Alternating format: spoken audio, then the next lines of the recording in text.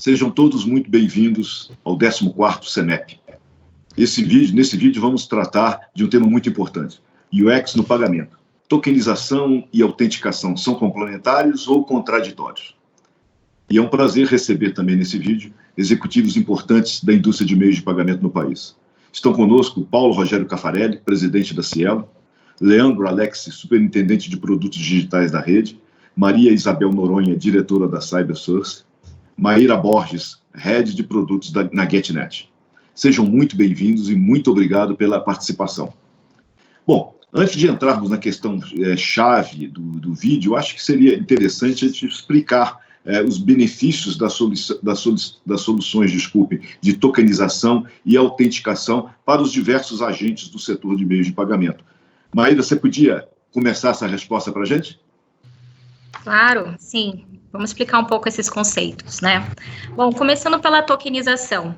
A tokenização é uma solução de criptografia que vai trazer um nível maior de segurança nas transações, né? E por isso, o emissor, por ele entender que essa transação tem um nível maior de segurança, né? Quando está sendo enviada pelo merchant, o emissor vai aprovar mais, né? Ou seja, além de tornar as transações mais seguras, a tokenização é uma ferramenta importante para aumentar o índice de conversão do e-commerce.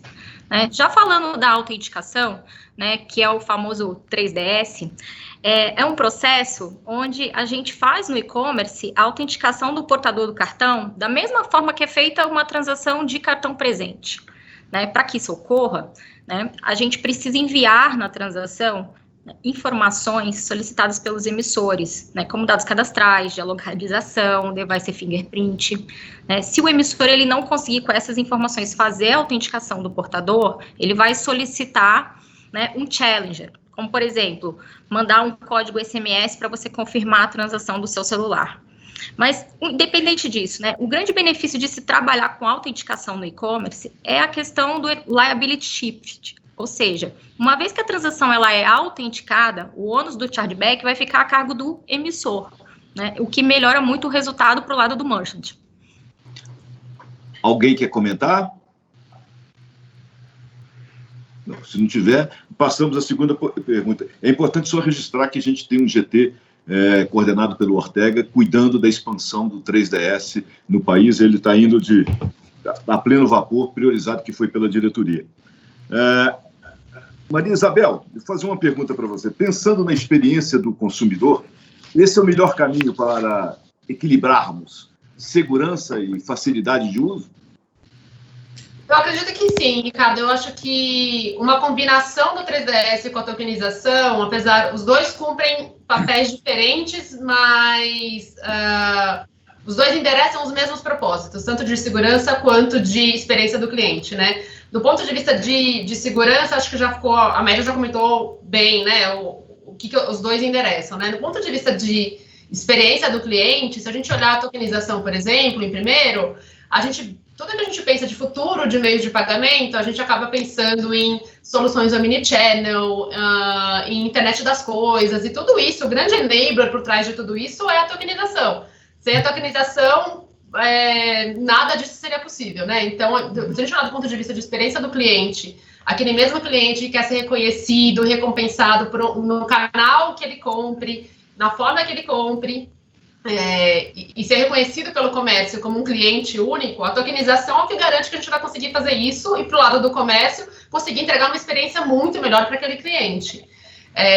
Se a gente olhar do ponto de vista agora do 3DS, falando também de experiência do cliente, quanto mais transações a gente aprova, né, e a gente fazendo isso através de transações autenticadas, né, o índice de autorização dessas transações tende a ser muito maior. Quanto mais transações a gente aprova, mais a gente consegue manter uma boa experiência do cliente. A gente vai ter menos clientes rejeitados, menos clientes bons que podem ser negados, talvez num falso positivo, talvez, né, em alguma solução, em algum antifraude, porque a autenticação endereça muito isso também, né. Do ponto de vista de segurança, os dois cumprem papéis diferentes, mas também endereçam a mesma coisa, né? O 3DS é uma transação, a transação segura, chip C que a gente tem no mundo físico, é a tradução disso para o mundo online, como a Maíra comentou. E do ponto de vista de tokenização, falando de segurança, é a forma que a gente tem de anonimizar todos esses dados, né? Então, a gente não corre risco, nem o consumidor, nem o comércio, nem o emissor, de ter esses dados sendo usados de forma errada por um fraudador, caso isso caia na mão dele, né? Essas informações totalmente anonimizadas. Então, acho que as duas soluções cobrem papéis diferentes, tanto em segurança quanto em experiência do cliente, mas os dois endereçam muito bem esses dois temas. Ricardo, se me permite complementar, eu acho que foi super bem explicado pela Maria Isabel, e eu gostaria só de acrescentar um detalhe. Quando a gente olha hoje, primeiro, a necessidade da inclusão em meios de pagamentos. Quer dizer, o Brasil ainda tem um mundo pela frente com relação a isso. E muito mais a necessidade de inclusão em meios de e-commerce, em meios eletrônicos. Então, assim, na verdade, o que a gente tem hoje na prática, quando a gente fala em termos de fraude, por exemplo, você hoje 85% das transações hoje ainda são presentes, em média, no Brasil. E 15% acontecem online. Acontecem de forma através do e-commerce, plataformas e assim por diante. O que acontece na prática, a hora que você vai ver a fraude, esse número inverte. Ou seja, 85% das fraudes, elas acontecem hoje no mundo do e-commerce. Então, esses dois requisitos que vêm aí, tanto a questão do 3DS quanto a tokenização, eles vão ajudar muito nesse processo, principalmente no tocante ao e-commerce, e além disso, vai trazer para nós também um ponto interessante na medida que você permite que o cartão de débito passe a fazer parte do mundo digital, passe a fazer parte do e-commerce. Hoje tudo é muito concentrado no crédito. Na medida que você traz o débito, você está eliminando o boleto, você está eliminando uma série de outras coisas que hoje são, digamos, atritos na hora que você vai poder fazer algum tipo de compra, né? Ricardo, queria só acrescentar uma perspectiva adicional a essa visão, e primeiro, obrigado pela participação também. Eu acho que a gente viu muitas vertentes aqui de praticidade que essas formas de tokenização trazem para o consumidor e, consequentemente, para o lojista, muito reforçado pelo aspecto de segurança. E tem um terceiro aspecto aqui, que a Maria Isabel comentou, que eu acho que é super importante, que é uma questão de privacidade. O que eu quero dizer com privacidade na hora que a gente, no fundo, está substituindo os dados reais do comprador, dados eletrônicos, trazendo exatamente essa segurança, você, no fundo, você está eliminando com que os dados individuais e dados super sensíveis, eles sejam compartilhados e, eventualmente, hackeados por terceiros.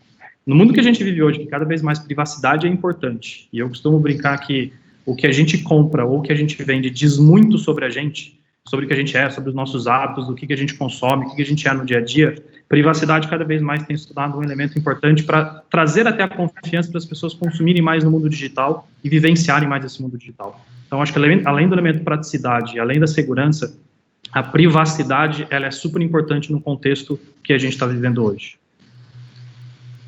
Ok. Obrigado. Caffarelli, uma pergunta para você. Quais são os desafios e como essas soluções podem transformar o setor nos próximos anos? O que a gente pode esperar por aí para frente? Olha, primeiro, dentro do que nós estamos falando aqui, além da questão muito forte de segurança, mais importante que tudo isso é a experiência do cliente.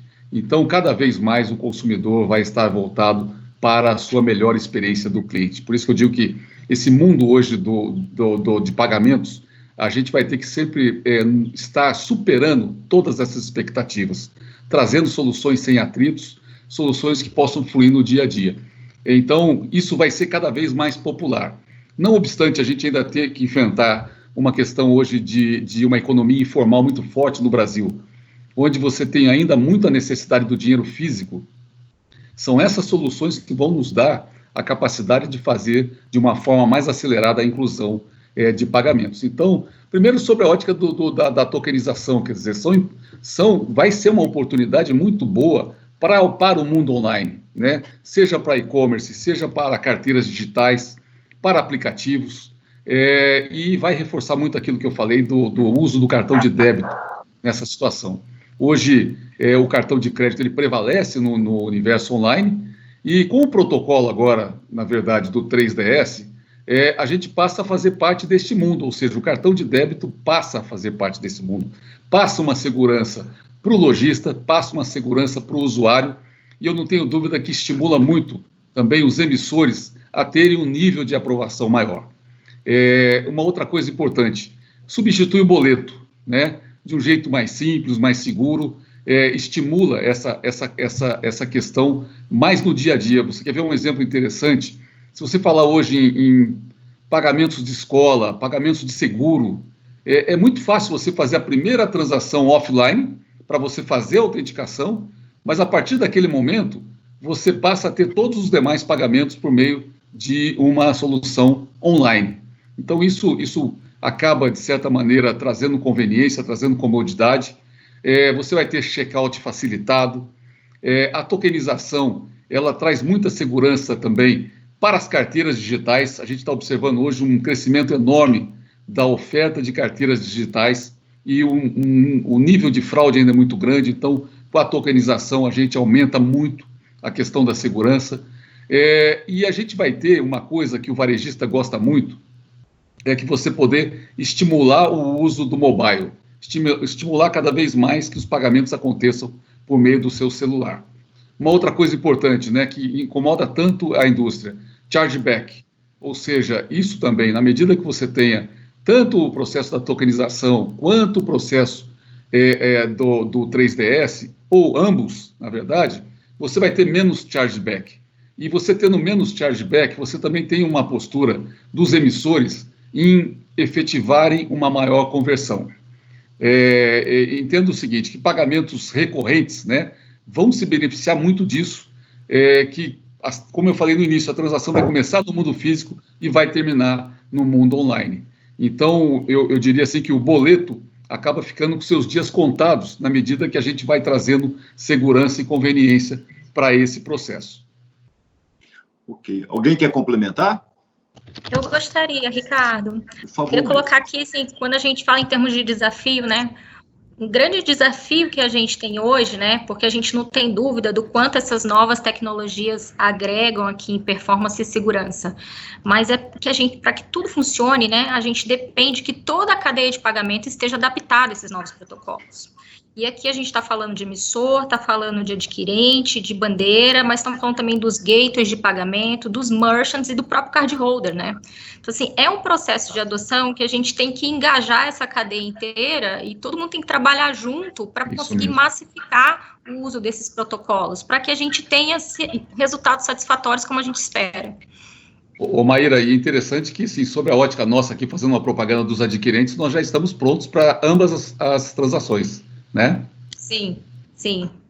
E acho que esse é o tema aqui, até que o Ricardo falou no começo do grupo de trabalho da BEX, né? Como é que a gente dissemina os benefícios, dissemina as tecnologias e engaja todo o ecossistema aí nessa causa. Exatamente. Nesse grupo de trabalho temos merchants. Exato. É isso que eu ia comentar. A gente também avisa há muitos anos, já vem atuando diretamente com comércios, grandes comércios do Brasil, de forma também a educá-los em relação a isso. Justamente o que a Maíra falou. Isso aqui tudo só vai funcionar se a gente tiver uma colaboração dentro do ecossistema inteiro, né? A gente ficou muito tempo no 3DS naquela questão do ovo e da galinha, quem que vai fazer primeiro? É o comércio ou é o emissor? Quem vai estar pronto antes? A gente agora, acho que a gente já conseguiu evoluir bastante, justamente colocamos os comércios agora dentro dos grupos de trabalho da ABEX justamente para isso, para eles entenderem que a indústria já está se mexendo, né? Então faz sentido todo mundo caminhar junto para isso, né? Ok, senhores. Vamos passar para a última pergunta. Leandro, vou explorar um bocadinho você. Vamos retornar ao título do vídeo. Tokenização e autenticação acabam sendo complementares ou contraditórios? Boa. Bom, Ricardo, eu acho que, dado todo o contexto, tudo que foi discutido aqui, ficou até muito mais fácil responder essa pergunta e colocar, acho que a minha perspectiva é a perspectiva de todo o grupo aqui. Eu acho que está claro que tokenização e autenticação, elas estão longe de ser contraditórias. Talvez existisse ou pudesse existir um falso dilema aqui, um falso trade-off, de que a tokenização surgiu exatamente para evitar com que houvesse uma necessidade de autenticação, porque a autenticação ela traz uma fricção no processo. Mas eu acho que a chave para a resposta está exatamente naquilo que o Caffarelli falou. O que a indústria está buscando e o que a indústria é apaixonada não é pela ferramenta em si, é exatamente para como a gente melhora as experiências de pagamento e como é que a gente contextualiza pagamento na vida dos consumidores. A autenticação durante o período serviu e serve a este propósito. A tokenização surgiu exatamente em função de uma mudança de comportamento com o pagamento via celular e depois com esse mundo indo para o caminho digital muito em função das recorrências e de como a gente foi colocando os nossos cartões em aplicativos que estão no nosso dia a dia. E isso mostra claramente que é uma evolução, não pela paixão pela ferramenta, mas a paixão de como é que a gente contextualiza os pagamentos na vida das pessoas e melhora as experiências com aqueles elementos que a gente falou, trazendo praticidade, trazendo segurança e gerando privacidade para todo mundo. E quando eu olho para frente, eu acho que reforça a não contradição essas duas coisas, que a gente vem percebendo novos hábitos de consumo e, consequentemente, novos hábitos de pagamento, que talvez requeiram outras formas de autenticar o cliente, que ela também, de uma certa forma, ela não é a tokenização tradicional como a gente conhece, mas que ela autentica o cliente a partir de experiências diferentes, uma autenticação facial, uma autenticação biométrica, são formas de você colocar, de uma certa forma, uma autenticação do processo, mas sempre com um propósito de experiência e sempre com um propósito de praticidade e contextualização. No fundo, eu gosto de pensar que a autenticação, a tokenização ou qualquer outra forma que a gente crie lá na frente, ela serve para replicar o que é a identidade digital de todos nós. Porque, no fundo, o que a gente está buscando cada vez mais é como é que eu digitalizo as nossas identidades, como é que eu sei, da melhor forma possível, que eu sou eu, sem colocar essa fricção e colocando essa preocupação muito grande de segurança.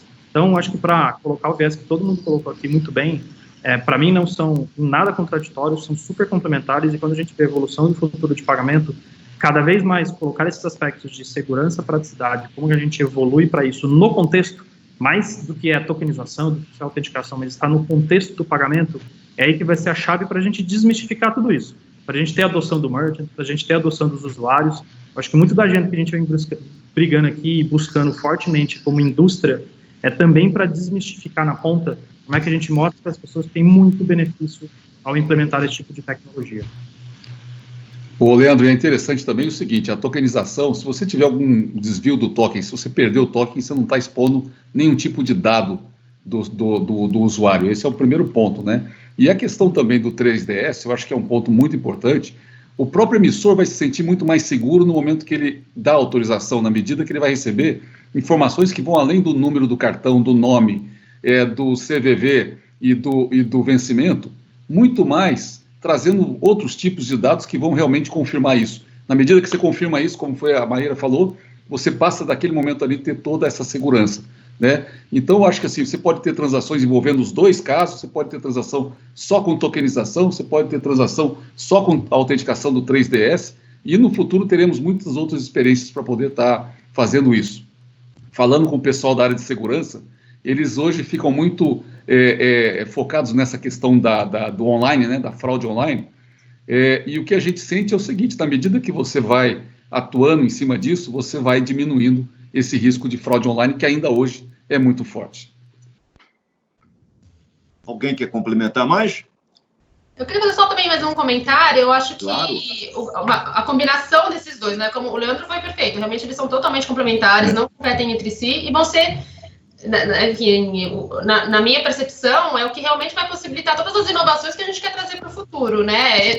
Esses protocolos combinados, trabalhando sozinhos, outros protocolos que a gente for trazendo, é o que vai garantir que a gente consiga trazer soluções realmente inovadoras para o mercado, né? Garantindo ainda a segurança, a experiência do cliente, mas à medida que a gente consegue mover toda a indústria para a adoção desses protocolos, a gente vai trazer cada vez mais inovação para o mercado.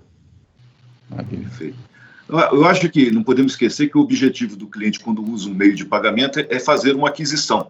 Então, uma experiência boa é quando ele consegue, né? E quando os emissores e todas as partes podem autorizar com os riscos todos mitigados. Senhores, eu queria agradecer muitíssimo pela participação de todos vocês, pelas contribuições, foi muito bom. Agradecer a audiência e até o próximo vídeo. Muito obrigado a todos. Obrigado, Ricardo. Obrigado a todos aí. Prazer. Um abraço.